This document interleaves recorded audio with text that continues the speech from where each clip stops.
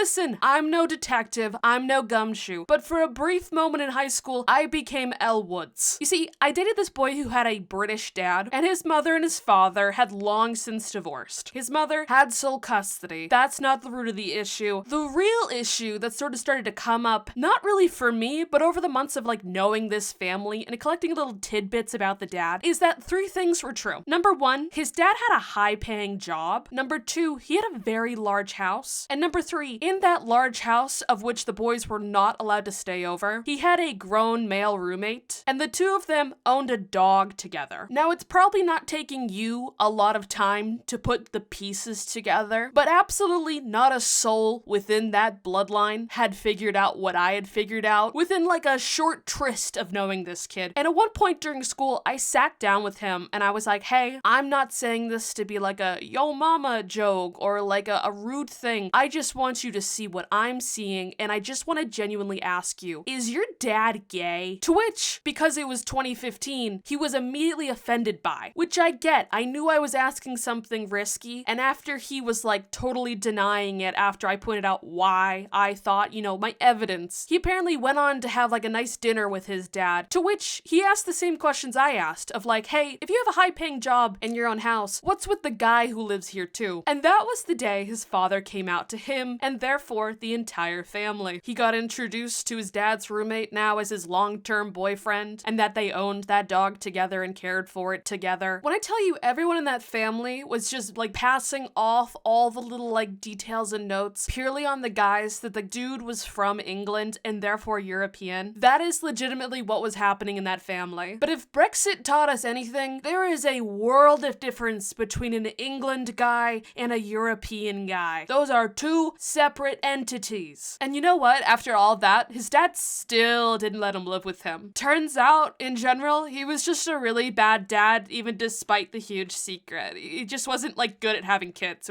It's a skill issue, to be honest.